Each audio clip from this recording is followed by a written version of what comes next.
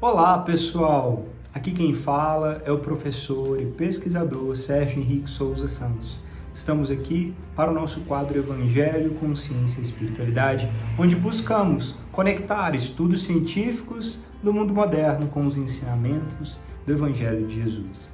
Hoje nós vamos conversar sobre uma disputa, entre aspas, que existe, que é cérebro e coração, razão e fé.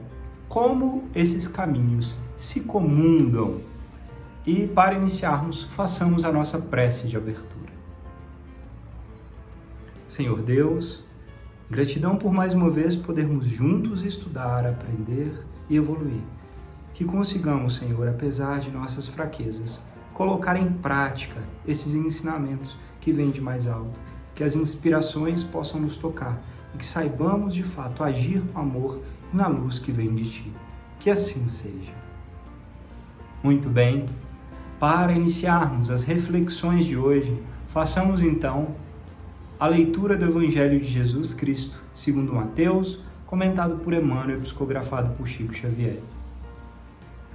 O tópico de hoje é Mateus, capítulo 10, versículo 32.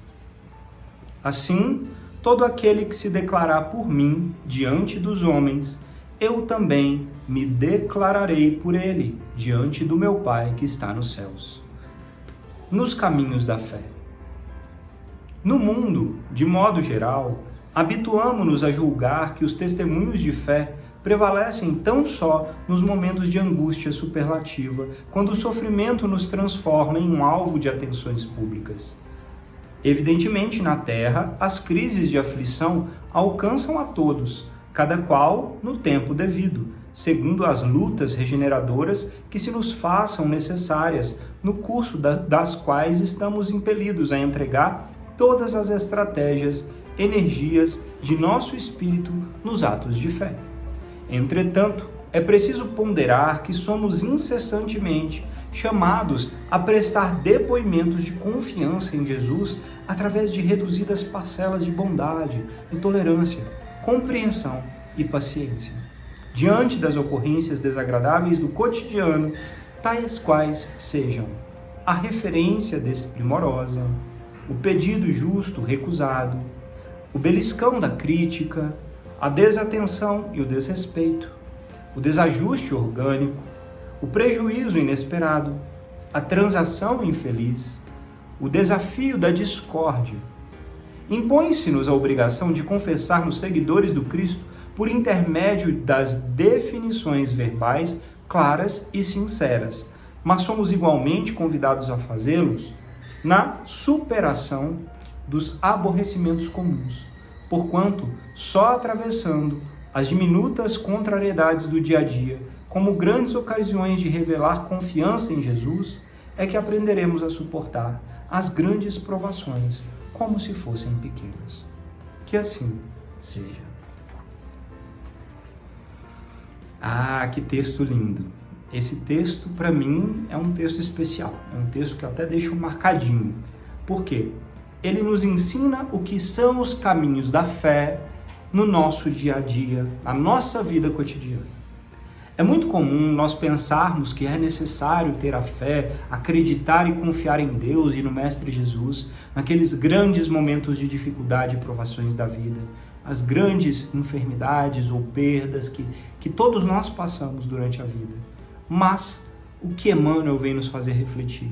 Que, na verdade, é muito mais importante nós treinarmos a nossa fé raciocinada, refletida, pensar e entender para colocar em prática nos momentos comuns do dia a dia.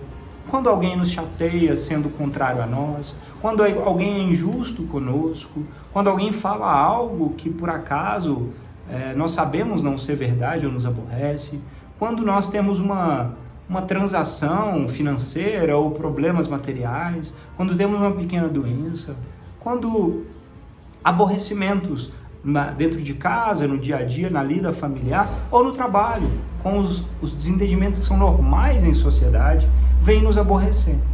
É nesses pequenos momentos que nós treinamos a nossa fé raciocinada para colocarmos em prática a nossa elevação espiritual, para darmos testemunho de confiança e de que buscamos seguir o que Jesus fez, que é se entregar e confiar, fazendo a parte dele e deixando o resto por Deus e pelo universo.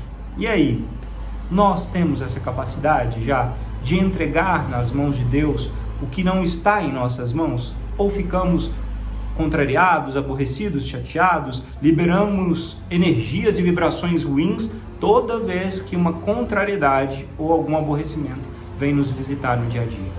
Por quê? É nesses pequenos treinos, das pequenos acontecimentos, que vai nos preparar para lidarmos bem com as grandes dificuldades e desafios que fazem parte da vida. Façamos então esse esforço consciente de melhorarmos e treinarmos a confiança e a fé em Cristo. E dentro desse contexto, nós temos o nosso lindo livro, Mãos Marcadas, ditado por espíritos diversos e psicografado por Chico Xavier. E o tópico de hoje é Cérebro e Coração, ditado por Emmanuel. O cérebro, em verdade, articulará leis que disciplinem os povos, comandará arrojadas experimentações científicas, plasmará ilações filosóficas e religiosas da mais elevada importância na marcha evolutiva da consciência. Medirá as distâncias em pleno céu, comporá maravilhas com os méritos da palavra, conquistará o domínio do espaço, erguendo o homem à condição de um triunfador do mundo, descerá com segurança aos mais obscuros labirintos do mar, arrancando-lhe os segredos, abordará com maestria os enigmas da natureza para solucioná-los em seu próprio favor. Tecerá os primores da arte, entenderá os benefícios da indústria e supervisionará todas as iniciativas da criatura na subida ao plano superior. Entretanto, é no coração que reside a força criadora do ser, e somente através dele flui a generosa fonte do amor que gera a beleza e glorifica as bênçãos da vida. É por isso que Jesus, o nosso Divino Mestre, falou acima de tudo ao coração humano, porque se o cérebro é garantia do progresso na Terra, o coração é a estrela que brilha soberana, confundindo a Terra com o céu, para que a humanidade se integre vitoriosa na luminosa comunhão com Deus. Que assim seja. Que texto lindo, né? Mais um texto muito bonito de Emmanuel. O que esse texto vem nos falar de uma forma bem direta? O cérebro da humanidade, a inteligência, o raciocínio são indispensáveis e são as ferramentas que nos elevam ao espaço, ao fundo do mar, às descobertas científicas, à melhoria da qualidade de vida, à internet, inteligência artificial e a tantas coisas, medicamentos, né? Tantas coisas que vem a tecnologia e as inovações nos trazer. Porém, o que Emmanuel nos diz é que tudo isso só tem utilidade se tiver associado com o coração, com amor, com sentimentos de bem e de luz, que nos façam crescer. Porque na prática, todas essas ferramentas de situações e de conforto e descobertas que passamos com o cérebro e na matéria são nada mais que ferramentas. Ou seja, se nós usarmos bem, vamos nos elevar e sermos seres melhores. Se fizermos mau uso, teremos prejuízos.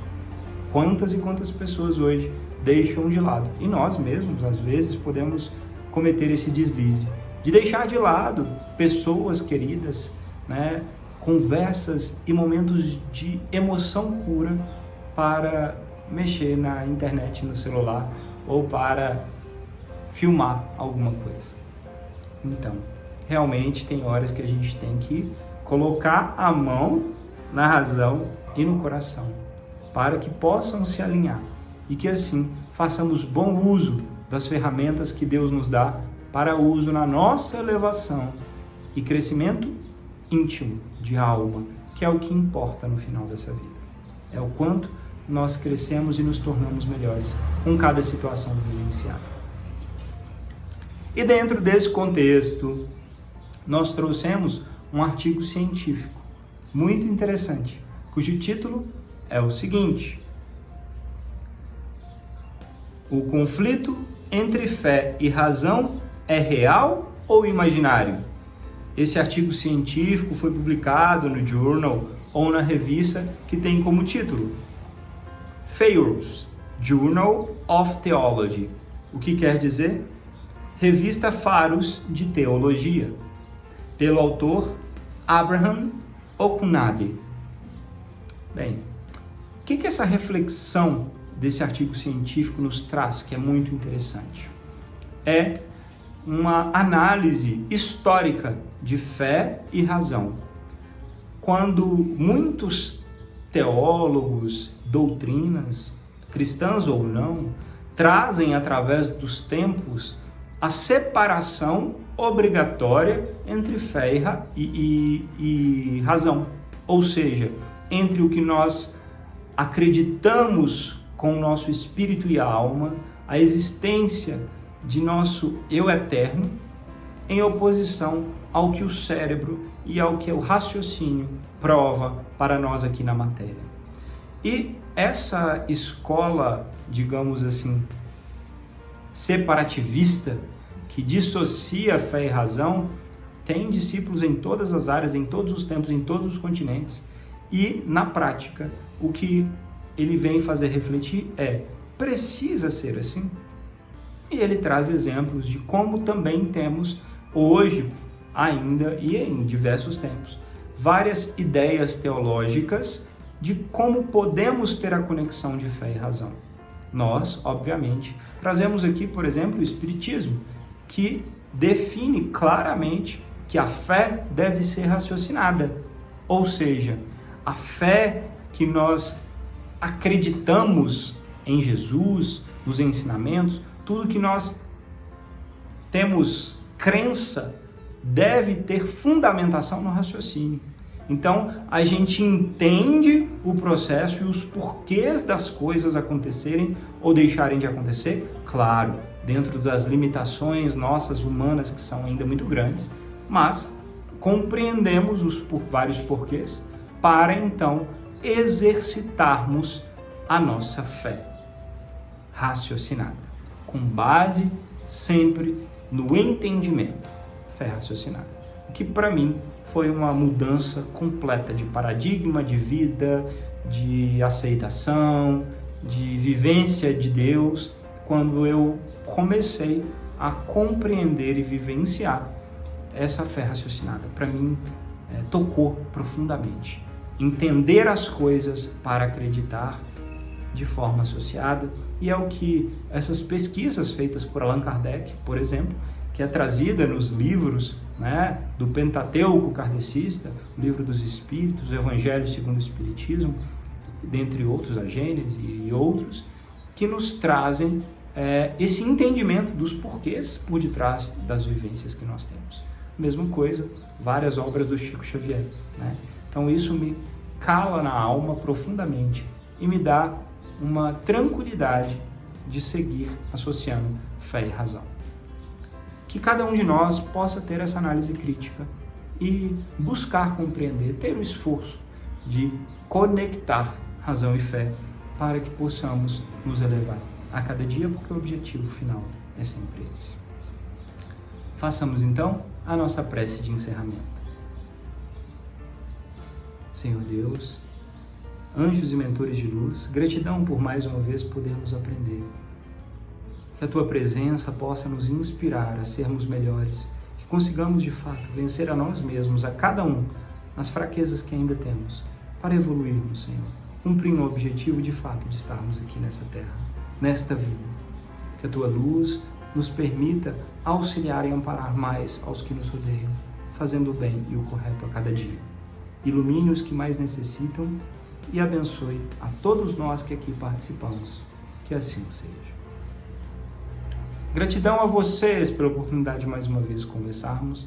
Namastê e até a próxima.